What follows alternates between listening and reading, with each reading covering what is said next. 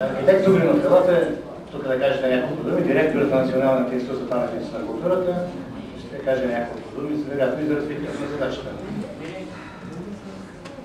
Сега, този проект е внасен в Института за паметници 2007 година е внасен този проект да се гледа на експертен съвет в института.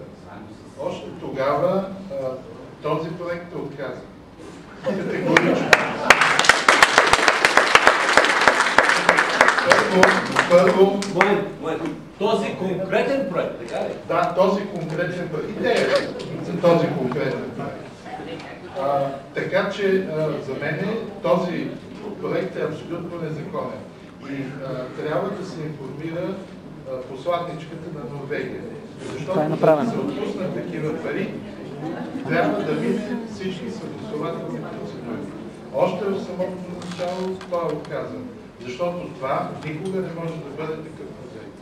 Това може да бъде за някаква малка пластика, за графика, но не за такъв музей, който изисква съвсем други пространства, функции и така нататък.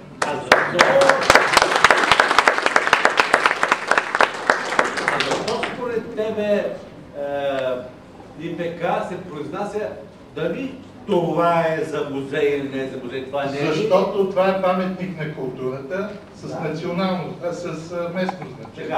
Обявено. Да. Така че той не може да се променя, освен като съвсем така функцията вътре може да се промени, но за такива... С други думи, НИПК може да се произнесе по този въпрос, но не по въпроса дали става за... Как да не може, че ние какво сме архитекти сме?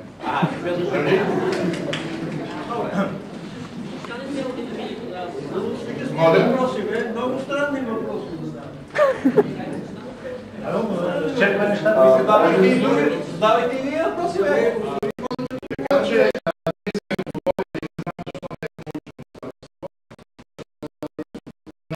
сме писали, че този музей е нелегитимен и така меко казвам. Архитект Зубринов, може да ви питам, тъй като информацията, която се разпространява, че неговата реализация ще започва, вашето мнение с каква тежест и как може да повлияе на развитието на този проект?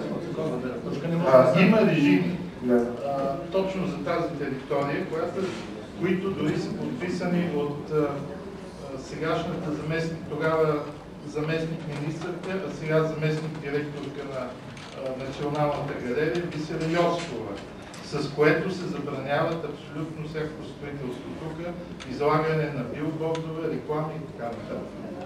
Промяна на фасадата, промяна на статив също. Статива? Не знам за статив, не е казвам.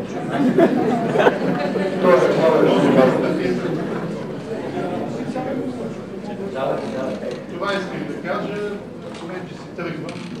Добре.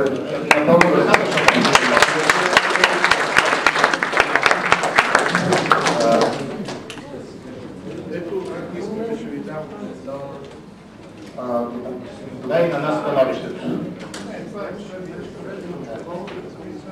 е това са режимите.